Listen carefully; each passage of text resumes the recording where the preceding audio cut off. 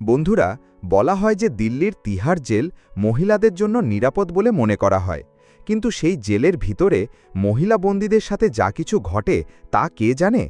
সেই জেলেরই জেলার রাতের বেলা মহিলা বন্দীদের সাথে সময় কাটাত, তাদের শোষণ করত, কিন্তু কোনো বন্দী তার বিরুদ্ধে আওয়াজ তোলার সাহস করত না। একদিনের কথা, স্বয়ং এসপি ম্যাডাম বন্দী সেজে এই জেলের পরিদর্শনে পৌঁছালেন, কিন্তু জেলার তার সাথেও সেই একই ভুল কাজ করল। তারপর যা ঘটল তা শুনে আপনার চোখ খোলা থেকে যাবে। তো বন্ধুরা, পুরো গল্পটি বিস্তারিতভাবে বুঝব, তাই ভিডিওটি শেষ পর্যন্ত অবশ্যই দেখুন। বন্ধুরা, ভারতের রাজধানী দিল্লি এমন একটি শহর যা বাইরে থেকে দেখতে খুবই সুন্দর এবং চমৎকার, কিন্তু ভেতর থেকে ততটাই বিপজ্জনক। বলা হয় যে দিল্লি এমন একটি শহর যা কখনো ঘুমায় না। এই দিল্লি শহরেই শিবানী ঠাকুর নামের এক এসপি ম্যাডাম তার পদে নিযুক্ত ছিলেন। বাইরে থেকে সুন্দর, সুশীল এবং সৌম্য দেখতে শিবানী ঠাকুর ভেতর থেকে খুবই পাষাণ হৃদয়ের এবং বিপজ্জনক ছিলেন। প্রত্যেক অপরাধী শিবানী ঠাকুরের নামে কাঁপত, কারণ তার স্বভাবই ছিল তেমন। বলা হয় যে যদি কেউ অপরাধী নাও হতো, তবুও যখন সে শিবানী ঠাকুরের নাম শুনত, ভয়ে নিজের অপরাধ স্বীকার করে নিত। শিবানী ঠাকুর খুব ছোট একটি গ্রাম থেকে এসেছিলেন, চোখে বড় স্বপ্ন নিয়ে বেরিয়েছিলেন এবং তিনি তার স্বপ্ন পূরণও করেছিলেন। বন্ধুরা, শিবানী ঠাকুর সেই মহিলা ছিলেন যিনি সব সময় অন্যায়ের বিরুদ্ধে লড়তেন। তিনি কখনো কারোর সাথে অন্যায় করেননি। তিনি সব সময় সবার সাহায্য করতেন এবং দুর্বল মানুষের পাশে দাঁড়াতেন। কিন্তু কেউ এটা ভাবতে পারেনি যে এমন এক রাত আসবে যা শিবানী ঠাকুরের জীবনকে পুরোপুরি তছনছ করে দেবে। একদিনের কথা, এসপি ম্যাডাম তার ক্যাবিনে বসে চা খাচ্ছিলেন। চা খেতে খেতে তিনি খবরের কাগজের হেডলাইন পড়ছিলেন। ঠিক তখনই সেখানে রামু নামের এক কনস্টেবল এলো। রামু এসপি ম্যাডামকে এমন এক খবর দিল যা শুনে ম্যাডামের পায়ের তলার মাটি সরে গেল। আসলে রামু মহিলা তিহার জেলে রান্না করার কনস্টেবল ছিল। সে এসে বলল, ম্যাডাম, আমাদের জেলে কিছুই ঠিক নেই। এসপি ম্যাডাম অবাক হয়ে বললেন, রামু, তুমি কি বলতে চাও? খুলে বলো, কি ঠিক নেই? রামু বলল, ম্যাডাম, আমাদের যে মহিলা তিহার জেল আছে সেখানে মহিলারা সুরক্ষিত নয়, তাদের শোষণ করা হচ্ছে, তাদের অন্যায়ভাবে ব্যবহার করা হচ্ছে। ম্যাডাম অবাক হয়ে বললেন, রামু, এটা তুমি কি বলছো? হুঁশে আছো তো? তুমি জানো তুমি কত বড় কথা বলছো? রামু গম্ভীর গলায় বলল, হ্যাঁ ম্যাডাম, আমি জানি আমি কি বলছি, এই কথা একদম সত্যি। ম্যাডাম জিজ্ঞাসা করলেন, বলো রামু, কে মহিলাদের শোষণ করছে, কে তাদের সাথে দুর্ব্যবহার করছে? রামু বলল, ম্যাডাম, সেই পুলিশরাই যারা দিনে ডিউটি করে, জেলে দেখাশোনা করে, কিন্তু রাতে সেই মহিলা বন্দীদের সাথেই খারাপ ব্যবহার করে। ম্যাডাম কঠোরভাবে বললেন, রামু, তুমি বুঝতে পারছো তুমি কত বড় অভিযোগ করছো? তোমার কাছে কোনো প্রমাণ আছে? রামু বলল, না ম্যাডাম, আমার কাছে কোনো দস্তাবেজ বা প্রমাণ নেই, কিন্তু আমি এসব নিজের চোখে দেখেছি। আপনি আমার কথায় বিশ্বাস করুন। যদি আমি ওই পুলিশদের কিছু বলতাম, তাহলে হয়তো তারাও আমার সাথেও সেরকমই ব্যবহার করত। ওই বন্দীদের সাথে যা কিছু হচ্ছে তা দেখে আমার মধ্যে এত সাহস ছিল না যে আমি ওই পুলিশদের বিরুদ্ধে আওয়াজ তুলতে পারি। তাই ম্যাডাম, আমি এই সব কথা আপনাকে এসে বলেছি। এখন এসপি ম্যাডাম রাগে আগুন হয়ে গেলেন, কারণ শিবানী ঠাকুরের এটা একদমই পছন্দ ছিল না যে কোনো মহিলার সাথে অন্যায় হোক। যেমনটা আমি আপনাদের আগে বলেছি, শিবানী ঠাকুর সেই মহিলা ছিলেন যিনি সব সময় ন্যায়ের জন্য লড়তে প্রস্তুত থাকতেন। এখন শিবানী ঠাকুর অর্থাৎ এসপি ম্যাডাম রামুকে বললেন, রামু, তোমায় অনেক ধন্যবাদ যে তুমি এত বড় খবর আমাকে দিলে। কিন্তু একটা কথা বলো, যখন আমি গত সপ্তাহে ওই জেলে গিয়েছিলাম তখন কোনো মহিলা বন্দী আমাকে এই কথা কেন বলেনি? রামু বলল, ম্যাডাম, ওখানে যত পুলিশ আছে তারা সব বন্দীদের ভয় দেখিয়ে রাখে। বলে যে যদি তোমরা আমাদের বিরুদ্ধে মুখ খোলো তাহলে তোমাদের রক্ষা নেই। আমরা তোমাদের সাথে এত খারাপ করব যে তোমরা ভাবতেও পারোনি। এমন কথা বলে তারা মহিলাদের ভয় দেখিয়ে দেয়। তখন এসপি ম্যাডাম বললেন, রামু, তোমায় অনেক ধন্যবাদ যে তুমি সাহস দেখিয়েছ। আমি সরকারের কাছ থেকে তোমাকে অবশ্যই কোনো না কোনো পুরস্কার দেওয়াবো, কিন্তু সবার আগে আমাকে এটা বলো যে এসব কখন আর কিভাবে হয়। রামু জানালো, ম্যাডাম, যখন সব পুলিশ সারাদিনে ডিউটি করে ক্লান্ত হয়ে যায় তখন রাতের বেলা তারা মহিলা ক্যাবিনের দিকে যায় যেখানে সব মহিলা বন্দী তাদের সাজা কাটছে। তখন এসপি ম্যাডাম গম্ভীরভাবে বললেন, কোনো ব্যাপার না রামু, তুমি যাও আর আমাকে প্রত্যেকটি খবরের আপডেট দিতে থেকো। আমি আজ সন্ধ্যায় ওই জেলের পরিদর্শনে নিজে আসছি। এখন শিবানী ঠাকুরের মাথায় শুধু এই কথাই ঘুরছিল, আখের মহিলাদের সাথেই এমন কেন হয়? কেন প্রত্যেকবার মহিলাদেরই ঝুঁকতে হয়? বন্ধুরা, বলা হয় যে একজন মহিলার জীবন খুব কঠিন হয়। যদি কোনো মহিলা ভুল করে তাহলে পুরো সমাজ তার বিরুদ্ধে দাঁড়িয়ে যায়। কেউ তার সঙ্গ দেয় না, যদিও সেও একজন মানুষ। তারও সমর্থনের প্রয়োজন হয় এবং একজন মহিলাই অন্য মহিলার কষ্ট ভালোভাবে বুঝতে পারে। এসপি ম্যাডামও সেই মহিলাদের কষ্ট বুঝতেন, তাই তিনি প্রায়ই জেলে গিয়ে তাদের সাথে দেখা করতেন। সেই দিন সন্ধ্যায় এসপি ম্যাডাম জেলের পরিদর্শনে পৌঁছালেন। যখন ম্যাডাম সেখানকার পরিস্থিতি দেখলেন, বাইরে থেকে সবকিছু ঠিকঠাকই মনে হচ্ছিল, কিন্তু ভেতরের রাতগুলোতে সেই জেলে কি হতো তা শুধু সেখানকার মহিলা বন্দিরাই জানত। ম্যাডাম সবার সাথে জিজ্ঞাসাবাদ করলেন, প্রত্যেক বন্দির সাথে কথা বলার চেষ্টা করলেন, কিন্তু কারোরই হিম্মত ছিল না যে এসপি ম্যাডামকে ইশারাতেও কিছু বলতে পারে। তখন এসপি ম্যাডাম বুঝে গেলেন যে এরা এভাবে মুখ খুলবে না। পরের দিন এসপি ম্যাডাম তার কেবিনে বসে এটাই ভাবতে লাগলেন, আখির কিভাবে আমি এদের মুখোশ খুলব, কিভাবে সেই পুলিশদের বেনকাব করব যারা মহিলাদের শোষণ করছে, তাদের সাথে খারাপ ব্যবহার করছে, তাদের সুযোগ নিচ্ছে। তখনই ম্যাডামের মাথায় একটি পরিকল্পনা এলো। যদি আমাকে সত্যিটা ফাঁস করতে হয় তাহলে আমাকেই আজ রাতে একজন বন্দী হয়ে সেই জেলে যেতে হবে। আর বন্ধুরা, সেই রাত অবশেষে এসেই গেল, সেই রাত যা এসপি ম্যাডামের পুরো জীবনকে নাড়িয়ে দিয়েছিল। কিন্তু ম্যাডাম কিভাবে তাদের সবার সাথে লড়লেন, কিভাবে জয়ী হলেন? 18ই মার্চ বৃহস্পতিবারের দিন ছিল, রাত 2টোর সময়। কিছু পুলিশকর্মী ডিউটিতে ঘুমোচ্ছিল, কিছু পাহারা দিচ্ছিল, আর কিছু পুলিশ মহিলা বন্দীদের সাথে মোজ মস্তি করছিল আর তাদের সুযোগ নিচ্ছিল। সেই রাতেই এসপি ম্যাডামও বন্দির পোশাক পরে তিহার মহিলা জেলে প্রবেশ করলেন, কিন্তু তিনি জানতেন না যে তিনি জীবন্ত ফিরে আসবেন কিনা। কারণ বলা হয় জেল এমন এক জায়গা যেখানে খুনও মাফ হয়ে যায়। যদি কোনো বন্দী অন্য কোনো বন্দীকে হত্যা করে তাহলেও মাফ, যদি কোনো পুলিশ কোনো বন্দীকে মেরে ফেলে তাহলেও মাফ। এখন বন্ধুরা, রাত 2টোর সময় বন্দির বেশে শিবানী ঠাকুর চুপচাপ জেলের সেই অংশে পৌঁছালেন যেখানে মহিলারা তাদের কেবিনে বন্ধ ছিল। কেবিনের বাইরে কিছু পুলিশ বসেছিল, কিছু পুলিশকর্মী মহিলা বন্দীদের জোর করে নাচ করাচ্ছিল, কিছু তাদের পা টেপাচ্ছিল, আর কিছু তাদের সাথে খারাপ ব্যবহার করছিল। যখন এসপি ম্যাডাম এসব দেখলেন তখন তারও পায়ের তলার মাটি সরে গেল। ম্যাডামের আগে থেকেই ধারণা ছিল যে যদি তাদের ন্যায় বিচার দিতে হয় তাহলে শুধু দেখে নিলে কাজ হবে না, তাকে প্রমাণও জোগাড় করতে হবে, না হলে হতে পারে সে নিজেই ফেঁসে যাবে। তাই সেই রাতে যখন তিনি জেলে পৌঁছালেন তখন তিনি তার কলারে একটি গুপ্ত ক্যামেরা এবং ছোট একটি মাইক লাগিয়ে রেখেছিলেন। যেই তিনি সেখানে পৌঁছালেন একজন পুলিশ তার কাছে এসে বলল, তুমি কে? আমি তোমায় আগে কখনো এখানে দেখিনি, তোমার নাম কি? ম্যাডাম নরমভাবে বললেন, সাহেব, আমি আজই এসেছি, সকালেই আমাকে এখানে আনা হয়েছে। পুলিশটি জিজ্ঞাসা করল, কি অপরাধ করেছ তুমি? ম্যাডাম বললেন, সাহেব, আমার উপর চুরির অভিযোগ লেগেছে, কিন্তু আমি কিছু করিনি। তখনই সেখানে 2-3 জন আরও পুলিশ উপস্থিত ছিল। তারা হাসতে হাসতে বলল, সবাই এই বলে যে আমি কিছু করিনি, চলো বলো তোমার নাম কি? তখন এসপি ম্যাডাম জবাব দিলেন, আমার নাম রুক্মিণী। নামটা একটু অদ্ভুত লাগায় সেখানকার সব পুলিশ জোর জোর করে হাসতে লাগল। তারা তার মজা ওড়াতে শুরু করল আর বলতে লাগল, আরে বাহ, এ তো বেশ মজার বন্দি মনে হচ্ছে, চলো আমার পা টিপে দাও, আজ খুব ব্যথা করছে। এটা শুনে এসপি ম্যাডাম বললেন, সাহেব, আমি এখানে শুধু আমার সাজা কাটতে এসেছি, আর এখনও এটা প্রমাণিত হয়নি যে অপরাধ আমি করেছি, তাহলে আমি আপনার পা কেন টিপব? তখনই 2 জন দারোগা চিৎকার করে বলল, বেশি প্রশ্ন উত্তর করো না, সাহেব যা বলছেন চুপচাপ তাই করো, না হলে এখনই তোমায় এমন কেবিনে পাঠাবো যেখান থেকে জীবন্ত বাইরে আসতে পারবে না। এসপি ম্যাডাম রেগে গিয়েও শান্তভাবে বললেন, যাই হয়ে যাক, আমি এখানে পুলিশদের পা টিপতে আসিনি, আমি আমার নির্দোষিতার সাজা বাড়ছি, আমাকে মিথ্যা অভিযোগে ফাঁসানো হয়েছে, দয়া করে আমাকে মাফ করে দিন, কিন্তু আমি আপনার পা টিপব না। এর মধ্যে একজন বয়স্ক মহিলা বন্দী সেখানে এসে আস্তে করে বললেন, বেটি, এরা যা বলছে তাই করে নাও, যদি না করো তাহলে এরা খুব অপমান করবে, খুব মারবে। ম্যাডাম প্রশ্ন করলেন, না, তুমি এদেরকে কেন ভয় পাও, আওয়াজ কেন তোলো না? মহিলাটি বলল, বেটি, ভয় পেয়েই এখানে বাঁচতে হয়, এদেরই রাজত্ব চলে, এরা যা বলবে আমাদের তাই করতে হয়।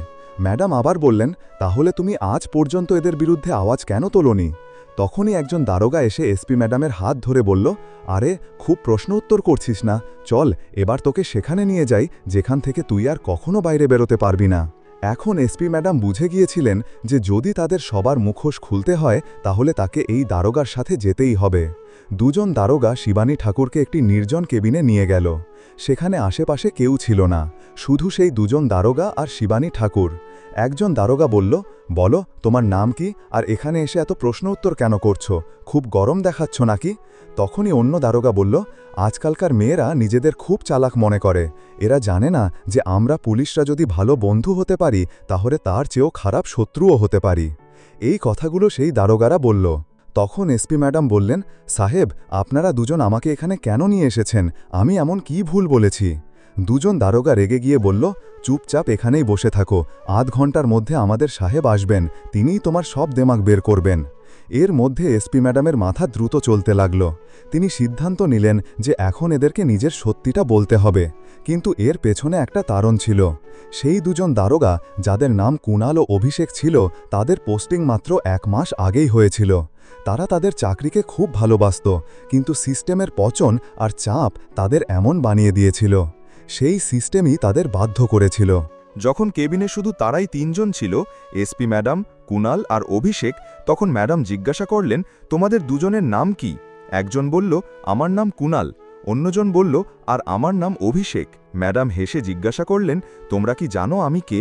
দুজনেই বলল, না, কিন্তু তুমি খুব বেশি বকবক করছিলে। এখন আমাদের সাহেব আসবেন আর তোমায় এমন শিক্ষা দেবেন যে সব চালাকি বেরিয়ে যাবে। তখন এসপি ম্যাডাম গম্ভীরভাবে বললেন, আমি দিল্লির একটি জেলার এসপি, আর আমি এই কথা এই জন্য বলছি কারণ এখন তোমাদের আমার সাঙ্গ দিতে হবে। দুজন দারোগা প্রথমে হাসতে লাগল, তারপর বলল, আরে বাহ, তুই এসপি?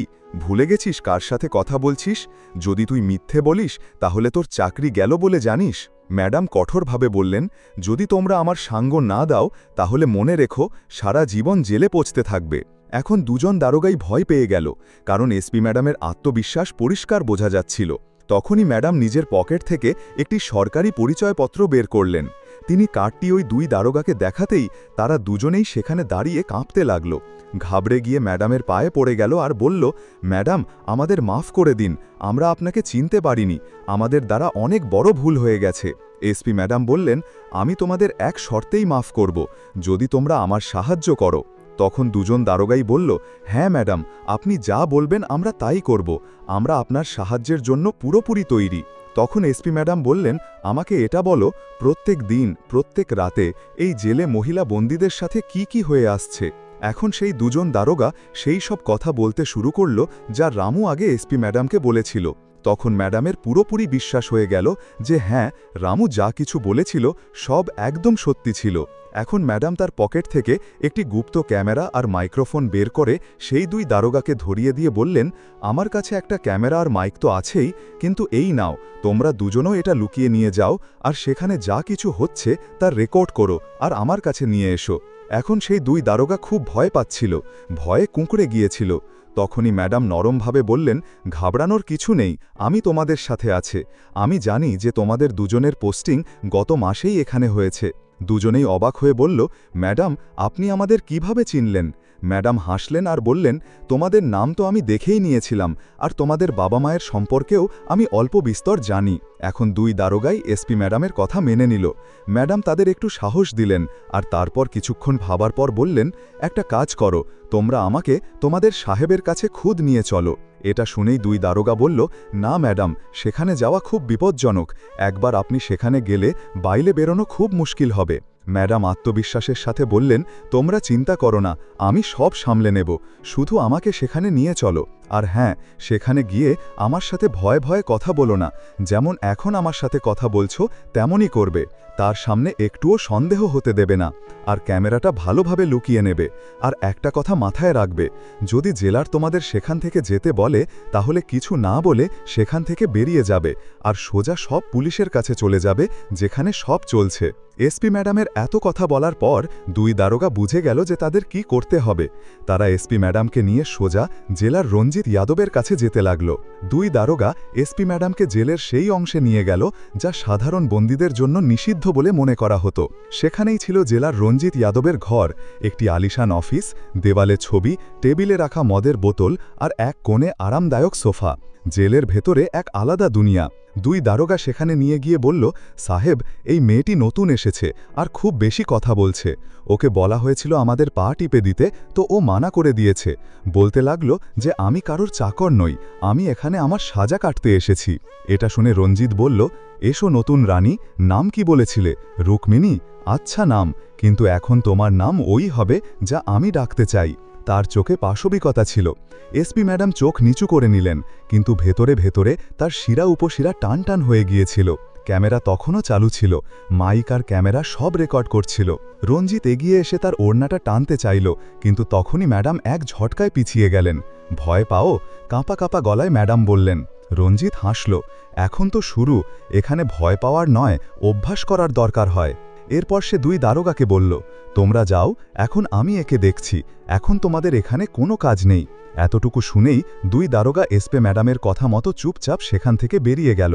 তারা ক্যামেরা আর মাইক নিয়ে সেখানে চলে গেল যেখানে সব পুলিশ মহিলা বন্দীদের শোষণ করছিল এবং সব কিছু রেকর্ড করতে লাগল। ওদিকে জেলার রঞ্জিত, যে ম্যাডামকে একজন সাধারণ বন্দী ভাবছিল, কখনো মিষ্টি কথায় কখনো জোর করে তাকে নিজের কাছে ডাকার চেষ্টা করছিল, কিন্তু এসপি ম্যাডাম প্রত্যেকবার ঝুঁকে, ভয় পেয়ে, কেঁদে নিজের উদ্দেশ্যকে সফল করার দিকে এগিয়ে যাচ্ছিলেন। রঞ্জিত বলল, আজ কোনো অজুহাত চলবে না রানী, আজ তুই আমার হবি, চাহে জোর করে চিৎকার করতে হোক বা চুপচাপ মারতে হোক। ম্যাডাম কাঁপতে কাঁপতে দুপা পিছিয়ে গিয়ে বললেন, আমি আপনার সেবা করতে প্রস্তুত সাহেব, শুধু একটু দয়া দেখান। রঞ্জিত দরজা বন্ধ করে দিল। ভেতরে এখন তৃতীয় কেউ ছিল না। ক্যামেরা তখনও সবকিছু রেকর্ড করছিল। ম্যাডাম তাকে কথায় ভুলিয়ে রাখলেন, যাতে পাকা প্রমাণ পাওয়া যায়। রঞ্জিত বারবার ম্যাডামের গায়ে হাত দেওয়ার চেষ্টা করছিল, কিন্তু তিনি প্রত্যেকবার তাকে কাছে আসতে দিচ্ছিলেন না। জেলার বলল, আরে রানী, ভয় পাও কেন? এখানে ভয় পেলে আরও সমস্যা হবে, চুপচাপ আমার কথা মেনে নাও। আরে এখানে তো আমি অনেক বন্দির জীবন বরবাদ করে দিয়েছি, তুমি কোন ছাড়? এখন এভাবেই কথায় কথায় জেলার তার সমস্ত কুকীর্তি নিজেই উগরে দিল, আর সেই সব কিছু ক্যামেরায় রেকর্ড হয়ে গেল। এখন এসপি ম্যাডাম ভাবলেন, এত প্রমাণই যথেষ্ট, এখন আমার এখান থেকে বেরিয়ে যাওয়া উচিত। তখন এসপি ম্যাডাম বললেন, সাহেব, আজ আমার খুব ভয় করছে, আমি কাল নিজের ইচ্ছায় আপনার সেবা করতে আসব। এটা শুনে জেলার হাসতে লাগল। ঠিক আছে, ঠিক আছে, যাও, আজ তোমায় ছেড়ে দিলাম, কিন্তু কাল নিজে থেকেই চলে এসো। এতটুকু শুনেই ম্যাডাম সেই ঘর থেকে বেরিয়ে গেলেন। ওদিকে দুই দারোগা, যারা সব কিছু ক্যামেরায় রেকর্ড করে নিয়েছিল, তারা ম্যাডামকে সেই সব প্রমাণ দিয়ে ওয়াপস চলে গেল। এসপি ম্যাডাম সেই রাতেই জেল থেকে সঙ্গে সঙ্গে বেরিয়ে গেলেন। যখন দুই দারোগা ওয়াপস সেই পুলিশদের মাহফিলে পৌঁছালো, তখন তাদের মধ্যে একজন অফিসার জিজ্ঞাসা করল, আরে তোমরা এখানে কেন চলে এলে? সেই মহিলাটি কোথায় গেল যে খুব প্রশ্ন উত্তর করছিল? আমিও একটু একান্তে ওর সাথে কিছু জিজ্ঞাসাবাদ করে নিই। কিন্তু এখন সেই দুই দারোগার মুখ থেকে একটা শব্দও বেরোচ্ছিল না, কারণ তারা এসপি ম্যাডামের কাছে প্রতিজ্ঞা করেছিল যে তারা কিছু বলবে না। তখন দুই দারোগাই বলল, আরে সাহেব, ওই মহিলাকে তো আমরা বড় সাহেবের কাছে পাঠিয়ে দিয়েছি, খুব কথা বলছিল, এখন ওর দেমাগ বড় সাহেবই বের করবেন। ছাড়ুন, আপনি সেখানে যাবেন না, যা হবে তা দেখে আর শুনে আপনিও অবাক হয়ে যাবেন। ওদিকে এসপি ম্যাডাম সেই রাতে জেল থেকে বেরিয়ে গেলেন, আর পরের দিন সকালে সেই সব প্রমাণ নিয়ে পুলিশ হেডকোয়ার্টারে পৌঁছালেন। ম্যাডাম তার ঊর্ধ্বতন আধিকারিকদের সেই সব ভিডিও দেখালেন। তারপর এসপি ম্যাডামের সাথে সাথে সমস্ত আধিকারিক সেই জেলে পৌঁছালেন এবং সেই সব দুর্নীতিগ্রস্ত পুলিশদের চিরদিনের জন্য চাকরি থেকে বরখাস্ত করা হলো। পুরো পুলিশ ফোর্সে এসপি ম্যাডামের প্রশংসা হতে লাগলো।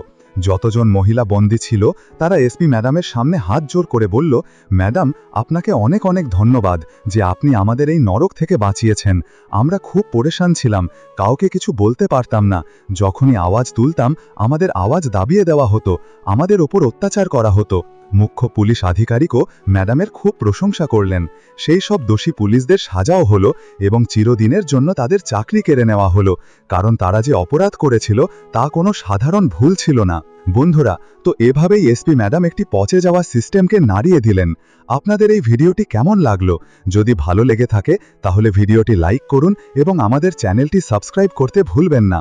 দেখা হবে পরের ভিডিওতে। ততক্ষণ খুশি থাকুন, সুরক্ষিত থাকুন।